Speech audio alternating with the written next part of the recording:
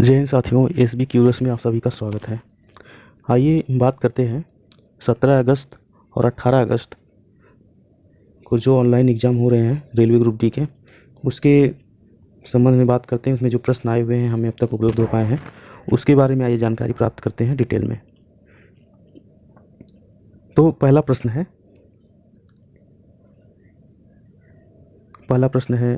नमक कानून आंदोलन कब आरंभ हुआ था। तो नमक कानून आंदोलन आरंभ होने की अगर बात की जाए तो ये 1930 में आरंभ हुआ था महात्मा गांधी जी के नेतृत्व में। और इस आंदोलन को लेकर के दांडी यात्रा निकाली गई थी। दांडी यात्रा, ये दांडी यात्रा साबरमती से लेकर के दांडी तक हुई थी। इसको दांडी यात्रा कहते हैं। तो ये समझ लीजिए कि ये जो आंदोलन के समय का रहा है इतिहास, उसके बारे में आपको जानकारी होनी चाहिए, ठीक है। क्योंकि अगर यहाँ से प्रश्न उठाया है तो उससे संबंधित और भी प्रश्न होगा, पूछे जा सकते हैं। जैसे अगर बात करें हम तो 1915 में महात्मा गांधी भारत लौटे थे। 1917 की बात अगर करें तो चंपारण का अधिवेशन हुआ था, आंदोलन हुआ था महात्मा गांधी के नेतृत्व में। ये इनका पहला माना जाता है भारत में। भारत जब अफ्रीका से लौटे थे 1915 में, तो 1917 में यहाँ पे चंपारण बिहार के एक राजकुमार नाम के व्यक्ति थे, उन्होंने इनको बुलाया बिहार में, महात्मा गांधी जी को, आइए यहाँ की दुर्दशा देखिए, किसानों की, मजदूरों की क्या स्थिति है। तो उन्होंने 1917 में चंपारण आंदोलन हुआ था। 1918 में आगे बढ़ते हैं अगर, 1918 में अहमदाबाद में मजदूरों को मिल का आंदोलन हुआ था। और उसके आगे अगर 19 में बढ़ें, 1919 में तो आप जानते हैं रॉलेट एक्ट आया था। 1919 में ही जलियांवाला बाग कांड हुआ था बैसाखी के दिन, अप्रैल महीने में। और 1920 में अगर पहुँचे तो 1920 में असहयोग आंदोलन शुरुआत हुआ था। 1922 में चौरी चौरा हुआ था। 1928 में बारदौली सत्याग्रह हुआ था। बारदौली सत्याग्रह जो आंदोलन हुआ था ये सरदार पटेल के नेतृत्व में हुआ था। और इस सत्याग्रह के सफल आयोजन के बाद वहाँ की महिलाओं ने सरदार वल्लभ भाई पटेल जी को, वल्लभ भाई पटेल पहले थे, उनको सरदार की उपाधि दी। ठीक, अब आगे उसी क्रम में बढ़ें, 1930 की बात करें तो 1930 में जो है प्रसिद्ध घटना है सविनय अवज्ञा आंदोलन। 1940 की अगर बात करें तो 1940 में हुआ था अगस्त प्रस्ताव और व्यक्तिगत सत्याग्रह। 1942 की बात की जाए तो क्रिप्स मिशन भारत आया और भारत छोड़ो आंदोलन हुआ था। 1944 की बात करें तो 1944 में CR फार्मूला आया था। 1946 की अगर बात किया जाए तो इस समय कैबिनेट मिशन भारत आया था। तो इससे संबंधित आप जानकारी जरूर रखिए, क्योंकि इससे जो आधुनिक भारत है उसमें आंदोलन का जो है ये इसकी भूमिका है, क्योंकि ये लगभग सभी शिफ्टों में कुछ न कुछ प्रश्न पूछे जा रहे हैं। अगले प्रश्न की ओर अगर आगे बढ़ें तो अगला प्रश्न आया था राष्ट्रीय आय की गणना कौन करता है। तो राष्ट्रीय आय की गणना CSO के द्वारा की जाती है। इसकी स्थापना 1991 में हुई थी। ठीक, अगला प्रश्न है राष्ट्रपति का अध्यादेश किस अनुच्छेद में है। तो अगर राष्ट्रपति के द्वारा जारी किए जाने वाले अध्यादेश के अनुच्छेद की बात किया जाए तो ये अध्यादेश जो है राष्ट्रपति के द्वारा 123 है, अनुच्छेद 123। और राष्ट्रपति से संबंधित अन्य आर्टिकल का बात किया जाए, अन्य अनुच्छेदों की बात किया जाए तो अनुच्छेद 52 में है कि भारत का एक राष्ट्रपति होगा। अनुच्छेद 61 में है कि महाभियोग की राष्ट्रपति के ऊपर महाभियोग किन परिस्थितियों में लाया सकता है, उसकी प्रक्रिया क्या है। और अनुच्छेद 72 में जो राष्ट्रपति के पास किसी मृत्युदंड पाए हुए व्यक्ति को क्षमादान देने की शक्ति है। अनुच्छेद 72 में 143 अनुच्छेद में है कि सुप्रीम कोर्ट से राष्ट्रपति सलाह ले सकता है किसी भी बात पर, किसी कानून पर या देश की स्थिति पर राष्ट्रपति के द्वारा सुप्रीम कोर्ट से सलाह लिया जा सकता है। अब जैसे राष्ट्रपति का पूछा है तो राज्यपाल का पूछ सकता है कि राज्यपाल के द्वारा अध्यादेश जारी करने की शक्ति किस अनुच्छेद में है। तो ये अनुच्छेद 213 में है। ठीक है, ये जानकारी रखें आप। अब अगला है आपातकाल का वर्णन किस अनुच्छेद में है। आपातकाल का वर्णन की बात किया जाए तो आर्टिकल 360 में है। अगर वित्तीय आपात की बात किया जाए तो वो किस में है, 352, 356, 358, ये सब जो है ये वित्तीय आपात है। और आप जानते हैं कि जो आपातकाल अब तक कितनी बार लग चुका है, कुल मिलाकर के 3 बार लग चुका है। ठीक है, तो ये आप जानकारी अपनी रखें, क्योंकि पैटर्न बदला हुआ है। जो तैयारी अब तक थी, जो अब पीछे प्रश्न आए हुए थे पहले की परीक्षाओं में ग्रुप बी के, उससे पैटर्न बदला हुआ है। अब आगे हम बात करें अगले प्रश्न के बारे में। तो अगला प्रश्न आया है, एड्स का पूर्ण रूप क्या है। एड्स का अगर पूर्ण रूप यानी फुल फॉर्म क्या है, तो ये इसका होता है acquired immuno deficiency syndrome. Deficiency syndrome, ठीक है, यानी कि मानव प्रतिरक्षा प्रणाली का कम हो जाना, यही एड्स है। पहले एचआईवी होता है। एचआईवी क्या होता है, शुरुआती रूप होता है, संक्रमण काल होता है। जब संक्रमण हो जाता है एचआईवी वायरस का, तो फिर इसके बाद तमाम तरह की समस्याएं होती हैं कि उसे रोग प्रतिरोधक क्षमता कम हो जाएगी। तो शुरुआत में तो टीबी की बीमारी सबसे ज़्यादा होती है, ठीक है, ज़्यादातर होता है। तरह तरह के संक्रमण होने लगेंगे, तो जो भयानकता हो जाएगी उसी को एड्स, बड़ा रूप जब हो जाएगा एचआईवी का, तो एड्स उसे कहा जाता है। कई रोग लग जाते हैं। अब आगे बात करें प्रकाश संश्लेषण की। प्रकाश संश्लेषण का रासायनिक सूत्र है, ये पूछा था। तो इसका प्रकाश संश्लेषण का रासायनिक सूत्र होता है कि CO2 के 6 अणु और 6 अणु पानी के H2O के, क्लोरोफिल और प्रकाश की उपस्थिति में क्या बनेगा, C6H12O6 और 6CO2 यानी 6 अणु ऑक्सीजन के बनेंगे। तभी जो है प्रकाश संश्लेषण की क्रिया होने के बाद जो है ऑक्सीजन बनता है, ठीक है। तभी पेड़ लगाना आवश्यक है, माना जाता है कि जब प्रकाश संश्लेषण की क्रिया होती है तो उसके बाद पेड़ जो है ग्लूकोज बनाता है अपने पोषण के लिए, अपने क्रिया को जारी रखने के लिए जीवन काल की, और उसके बाद ऑक्सीजन की निकासी होती है, ऑक्सीजन निकलता है पेड़ों से। अब आगे प्रश्न की बात करें, ब्लैक एंड व्हाइट फिल्म में किसका उपयोग होता है। ब्लैक एंड व्हाइट फिल्म में जैसे पहले के चलचित्र जो होते थे, रील होती थी, रील में किसका उपयोग होता है, तो रील में उपयोग होता है सिल्वर ब्रोमाइड का। सिल्वर ब्रोमाइड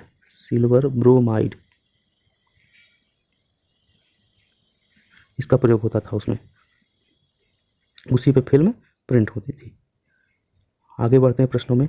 उष्णकटिबंधीय सदाबहार वन कहाँ पाए जाते हैं। उष्णकटिबंधीय सदाबहार वन, जहाँ पे जिन क्षेत्रों में 175 सेंटीमीटर वार्षिक वर्षा प्रतिवर्ष उससे अधिक वर्षा होती है, वहाँ पे उष्णकटिबंधीय सदाबहार वन पाए जाते हैं, ठीक है।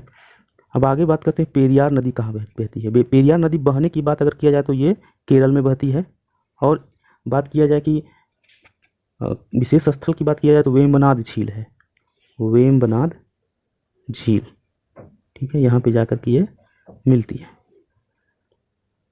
अब अगला है गैल्वेनाइजेशन क्या है। गैल्वेनाइजेशन की प्रक्रिया होती है, ये समझ लीजिए, अगर आसान भाषा में बोले तो ये लेपन, लोहा व इस्पात पर जस्ते का लेप लगाना गैल्वेनाइजेशन होता है। इससे क्या होता है, जो बिजली के खंभे रहते हैं, पहले के समय में क्या होता था कि बिजली के खंभे लोहे का इस्पात का डायरेक्ट लगा देने से उस पर जंग पकड़ लेती थी, और जस्ते का लेप लगा देने से क्या हो जाता है कि जंग रोधी हो जाता है, उस पर जंग नहीं लगती है, ठीक है, क्योंकि जो लोहा और इस्पात डायरेक्ट वातावरण के संपर्क में नहीं आता है, ऐसी स्थिति में वो जंग लगने से बच जाता है और उसका जीवन काल बहुत अधिक रहता है। आगे बात करते हैं, रक्त का थक्का जमने में सहायक विटामिन कौन सी है। तो रक्त का थक्का जमने में सहायक विटामिन के है, और के का वैज्ञानिक नाम क्या है, इसकी बात अगर करें, विटामिन के का वैज्ञानिक नाम फिलोक्विनोन है, फिलोक्विनोन। तो ये आपको जानकारी रखना जरूरी है वैज्ञानिक नाम, क्योंकि अगर विटामिन से संबंधित प्रश्न आते हैं तो ये वैज्ञानिक नाम ही आते हैं, तो उनका वैज्ञानिक नाम क्या होगा। जैसे अब हम बात करें, अगर विटामिन ए का क्या नाम होगा। विटामिन ए को रेटिनॉल कहा जाता है। Vitamin B1, vitamin B thymine कहा जाता है। विटामिन B12 को कहा जाता है cyanocobalamin,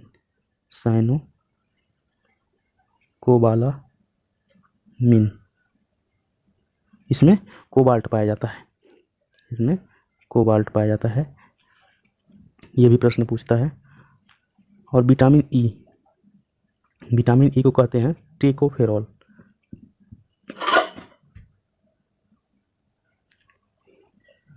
vitamin C ascorbic acid,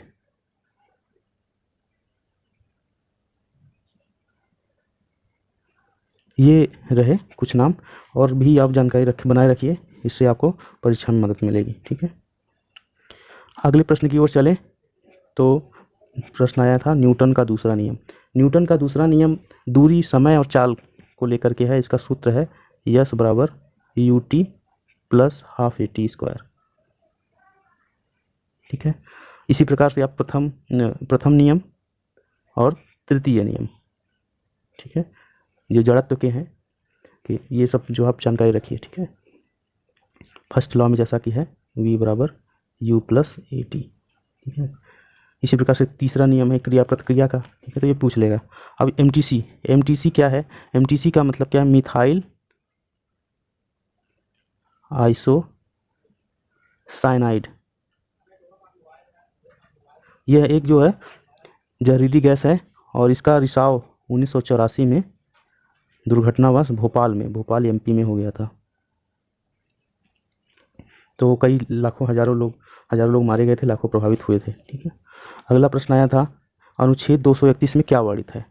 अनुच्छेद 231 में ये वर्णन किया गया है कि एक या एक से अधिक राज्यों के लिए एक हाई कोर्ट होगा। इसका वर्णन 231 अनुच्छेद 231 में किया गया है। अगला प्रश्न है एलिसा टेस्ट में किसकी जांच की जाती है? एलिसा टेस्ट में HIV की जांच की जाती है। HIV ये संक्रमण की अवस्था होती है, शुरुआती लक्षण होते हैं कि इसमें किसी व्यक्ति को HIV के लक्षण हो गए हैं। जब ये हमने पूर्व में भी बता दिया है कि अगर जब शुरुआत में HIV होता है, फिर इसके बाद ये प्रतिरोधक क्षमता कम कर देता है शरीर की, तो उसके बाद तमाम तरह की बीमारियां लगनी हो जाएंगी, तो वो अवस्था आगे चल करके एड्स का रूप पकड़ लेगी। HIV होना एड्स नहीं है। ठीक है, उसका यही जो है शुरुआती अगर जानकारी हो गई तो उसमें दवा करके उस पर नियंत्रण पाया जाता है, ताकि वो भयावह रूप ना ले सके। अब आगे चलते हैं।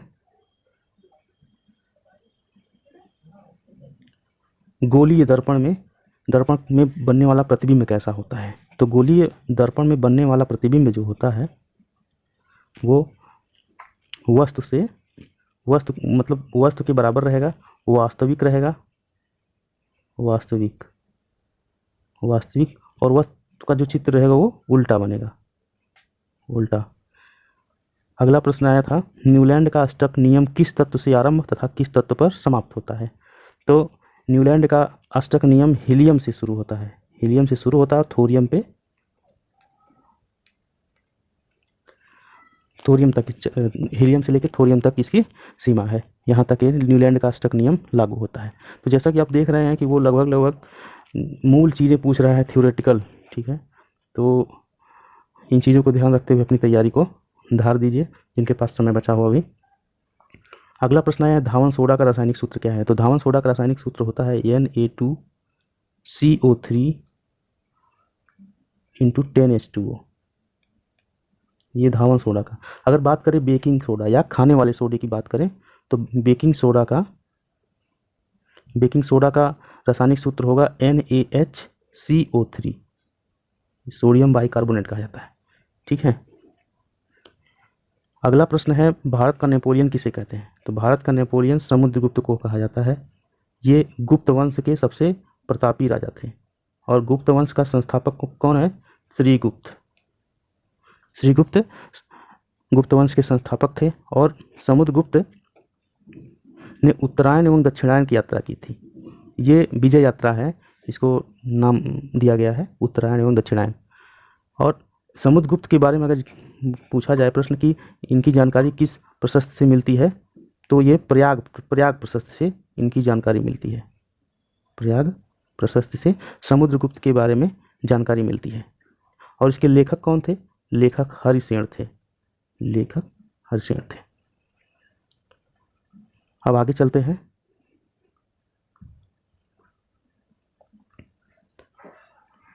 अगला प्रश्न है हीलियम की ऑक्सीकरण संख्या कितनी होती है? तो हीलियम की ऑक्सीकरण संख्या 0 होती है। ठीक है, तो जो तत्व हैं उनका प्रमाण भार, प्रमाण क्रमांक, सक्रियता, अक्रियता, ऑक्सीकरण की संख्या, ठीक है, इसकी जानकारी आपके पास होनी चाहिए। ठीक, अगला प्रश्न है प्रथम लोकपाल कौन थे? भारत के प्रथम लोकपाल कौन थे? तो भारत के प्रथम लोकपाल पिनाकी चंद्र घोष थे। पिनाकी चंद्र घोष। ठीक। विटामिन डी का रासायनिक नाम, देखिए ये भी प्रश्न आ गया कि विटामिन डी का रासायनिक नाम क्या होगा।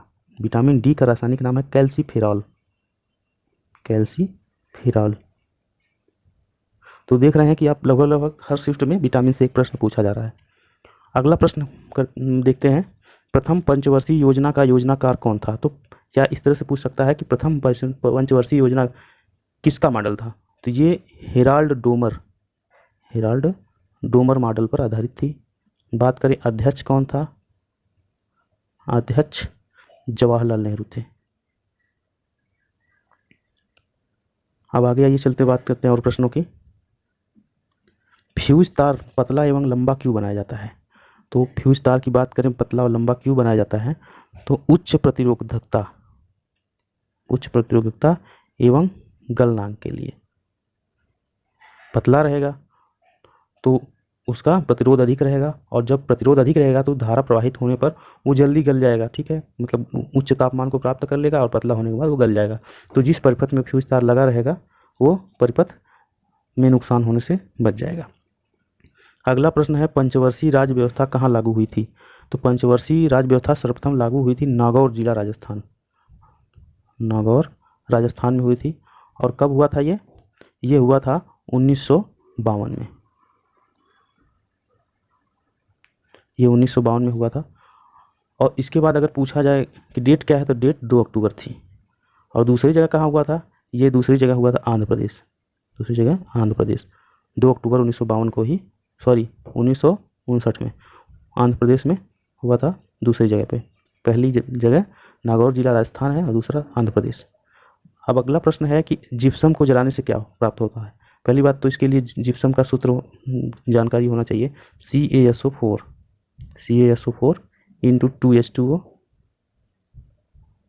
इसको अगर गर्म किया जाएगा, गर्म नहीं जलाया जाएगा, जलाने पर क्या प्राप्त होगा, इससे पानी अलग हो जाएगा। सीधा सीधा ये है कि इससे पानी अलग हो जाएगा जब इसको जलाया जाएगा। तो CaSO4 ये हो गया, और हाफ H2O यही अलग होगा, तो ये बन जाएगा, इससे कुछ पानी अलग हो जाएगा, हल्का सा पानी से बचा रहेगा, यही POP बनेगा, प्लास्टर ऑफ पेरिस। तो प्लास्टर ऑफ पेरिस का उपयोग आप जानते हैं कि दीवारों की फिनिशिंग के लिए किया जाता है। हाथ पैर की हड्डियाँ टूट जाने पर जो प्लास्टर लगाया जाता है वो भी POP ही होता है। तो ये बिल्कुल व्यवहारिक इसका उपयोग है, जिस पे प्रश्न और शिफ्टों में पूछा जा सकता है। अगला प्रश्न है कि 2 क्रमागत श्रेणी के अधिक द्रव्यमान में अंतर कितना है। अगर इसकी बात की जाए तो 2 क्रमागत सजातीय श्रेणी के अधिक द्रव्यमान कितना है, तो इसकी बात अगर करें तो आप जानते हैं कि CnH2n+2 ये सूत्र होता है। अगर हम n बराबर 1 रखा जाए, n रखने पर, तो ये प्राप्त होगा CH4। अगर हम n बराबर 2 रखें तो C2H2 प्राप्त होगा। तो इसका अगर अंतर देखा जाए तो CH2 यही अंतर होगा। ठीक है, सजातीय श्रेणी माने क्रमागत श्रेणियों में अगर यहाँ पे n बराबर 3 रखें इसमें, तब भी n बराबर 3 और n बराबर 2 रखने पर इनमें अंतर, पहले और दूसरे में अंतर CH2 का आएगा। अगला प्रश्न है GS से कि जैन का अर्थ जीन है और जीन का अर्थ क्या है। तो जीन का, ये जैन धर्म से संबंधित है। जीन का अर्थ होता है, जीन का अर्थ विजेता, जीन का अर्थ विजेता। जब जो महावीर जैन जी थे, इनको जब ज्ञान प्राप्त हो जाता है तो ये जीन कहलाते हैं, यानी विजेता कहलाते हैं। अगला प्रश्न है चाउ लोकू त्यौहार किससे संबंधित है। तो ये प्रश्न है आपका अरुणाचल प्रदेश से, अरुणाचल प्रदेश से संबंधित है।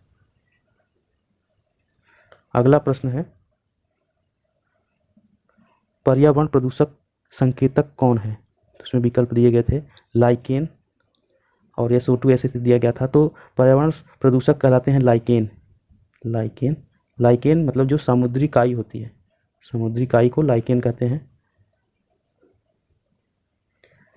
आप जानते हैं कि समुद्री काई जो होती है, शैवाल, समुद्री शैवाल, तो ये जो पेड़ पौधों के द्वारा या जो भी प्रकृति है, पेड़ पौधे हैं, उनमें जो ऑक्सीजन का वातावरण में छोड़ा जाता है पेड़ पौधों के द्वारा, उसमें लाइकेन का जो प्रतिशत है वो 70 से 75% है। ठीक है, तो लाइकेन अगर घटता है बढ़ता है उसके ऊपर निर्भर करता है कि समुद्र में प्रदूषण बढ़ रहा है घट रहा है, वातावरण में बढ़ रहा है कि घट रहा है। SO2 जो है वातावरण का बताता है कि वातावरण में प्रदूषण बढ़ रहा है कि घट रहा है।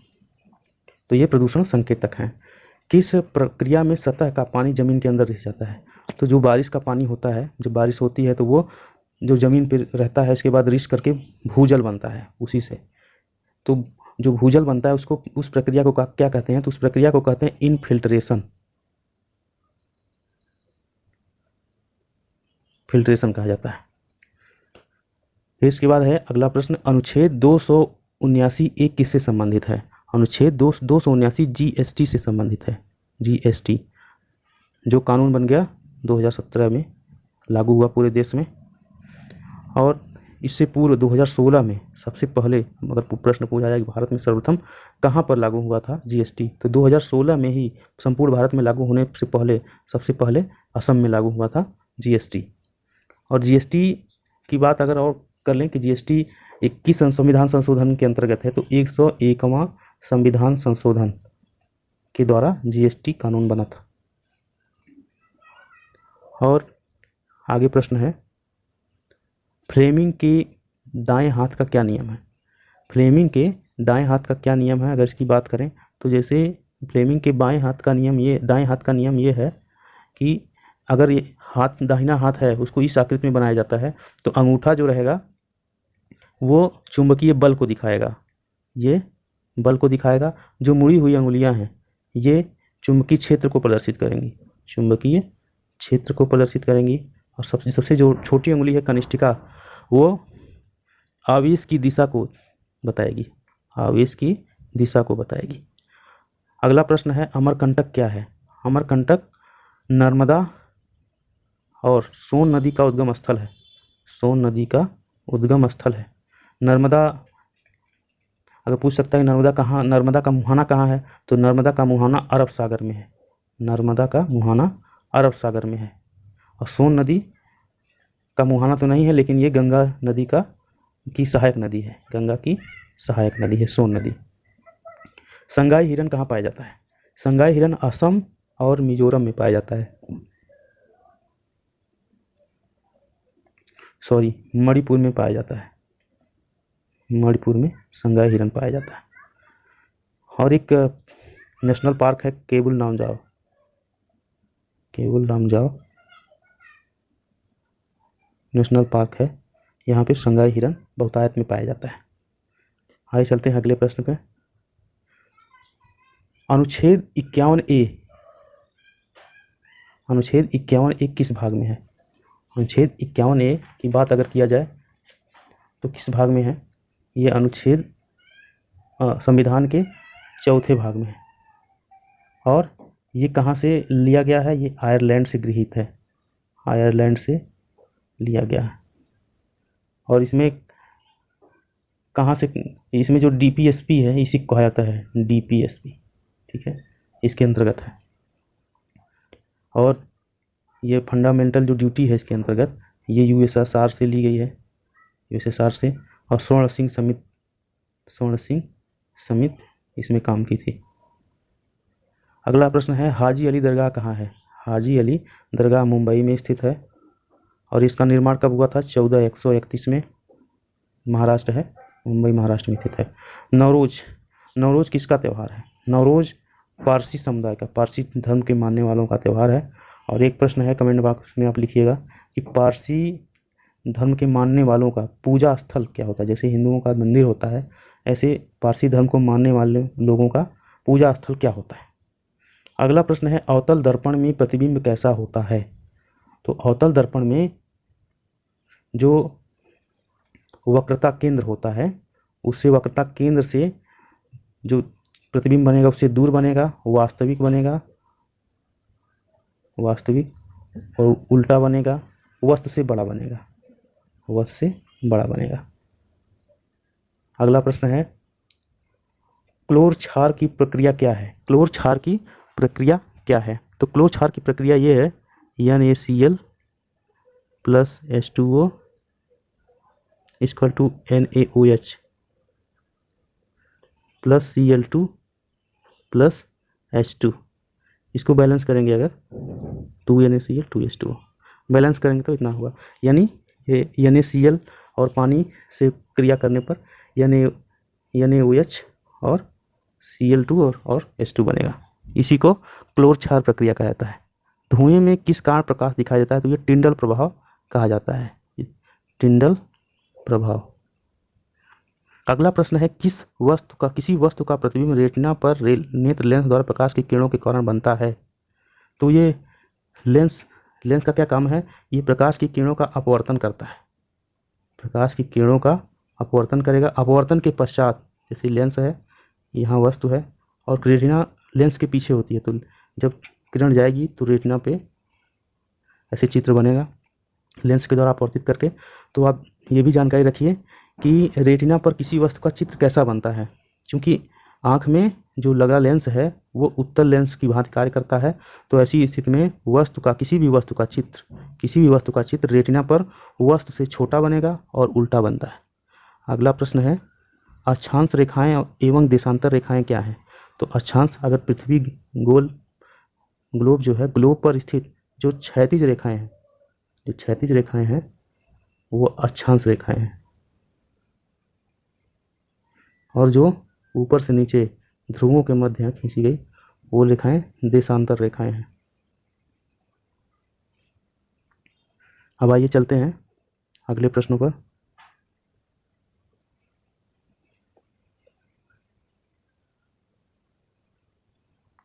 जब प्रकाश वक्रता केंद्र से होकर गुजरे तब परावर्तन तथा आपतन कोण के मध्य का कोण क्या होगा?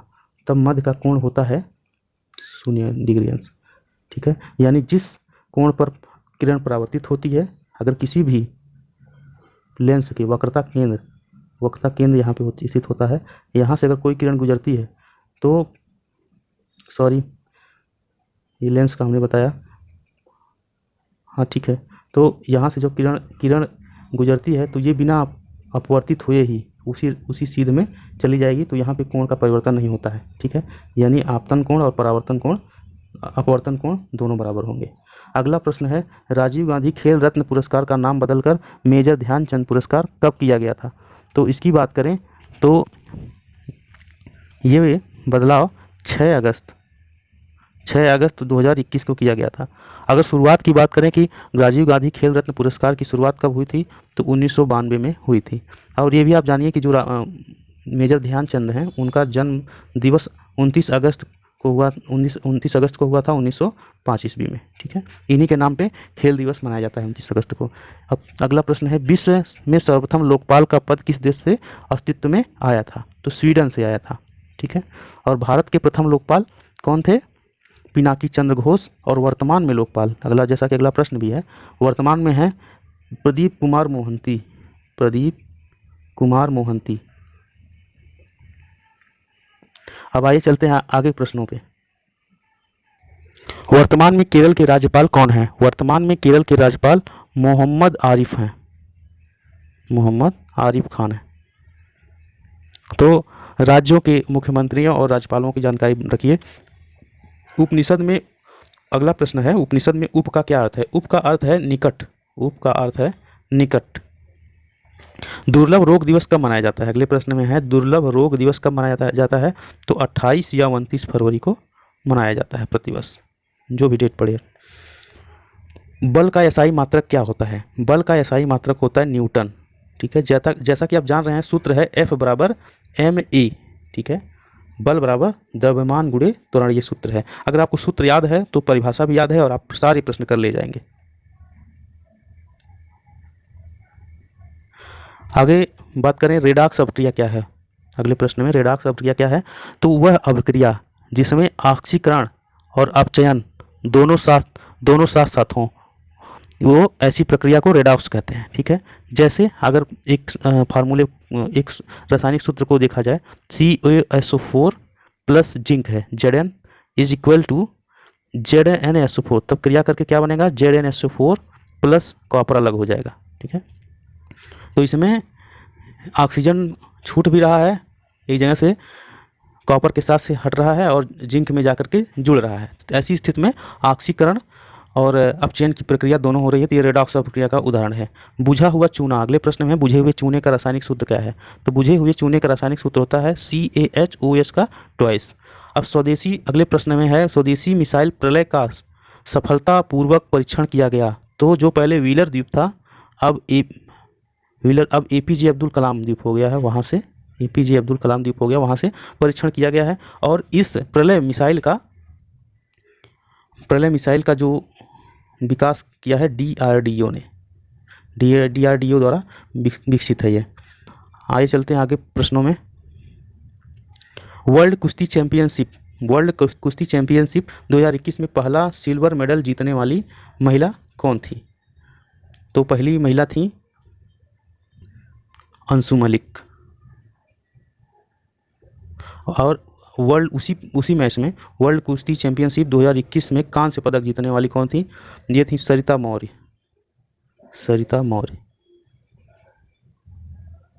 मन्नार की खाड़ी किन दो देशों को अलग करती है? तो जैसा आप जानते हैं कि भारत और श्रीलंका के बीच जो है पाक जलडमरू मध्य है, वहीं पे मन्नार की खाड़ी भी स्थित है। ठीक है, उसमें बहुत छोटे छोटे द्वीप हैं।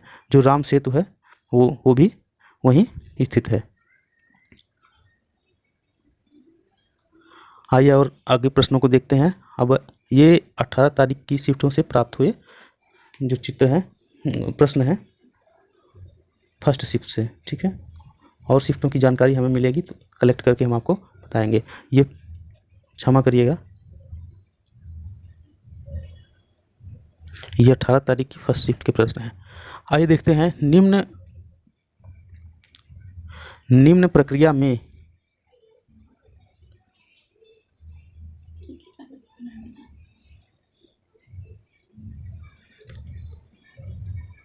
हाँ, ये देखते हैं 18 अगस्त की प्रथम शिफ्ट में, पहली शिफ्ट में जो प्रश्न आए हुए हैं उनके बारे में जानकारी प्राप्त करते हैं। तो पहला प्रश्न है, निम्न किस प्रक्रिया में ऑक्सीजन वातावरण में मुक्त होती है? तो उसमें प्रश्न आया हुआ था, उसमें विकल्प दिया था